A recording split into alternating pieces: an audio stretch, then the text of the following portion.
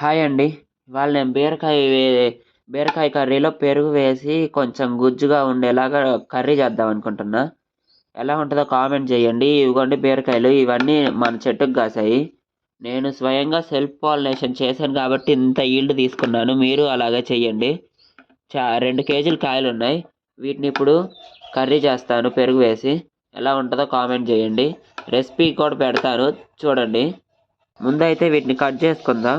Cut చేశాక ఈ తోలు పడేయకండి, ఫ్రిడ్జ్లో స్టోర్ చేసుకొని రేపు పచ్చడి చేసుకోండి, బాగుంటుంది. పచ్చిమిరకాయలు వేసి బీరకాయ పచ్చడి బాగుంటుంది తొక్కుతోటి. ఓకే, ఇప్పుడు మనం కట్ చేసుకుందాం కర్రీకి. రెసిపీ పెడతాను ఉండండి, కట్ చేద్దాం. చూడండి ఫ్రెండ్స్, ఇదిగో కోసాను. ఇప్పుడు దీన్ని కర్రీ చేద్దాం. ఇదిగోండి, ఒక ఆనియన్, పెద్ద సైజు ఆనియన్ తీసుకోవాలి. కోసాను. ఇదిగోండి, ఈ తొక్కి అయితే నేను ఫ్రిడ్జ్లో స్టోర్ చేసి రేపు పచ్చడి చేస్తాను. ఓకే, ఈ 4 కాయలు కూడా కోసి కర్రీకి ప్రిపేర్ చేయాలి. Okay bye. కర్రీ రెసిపీ పెడతాను చూడండి.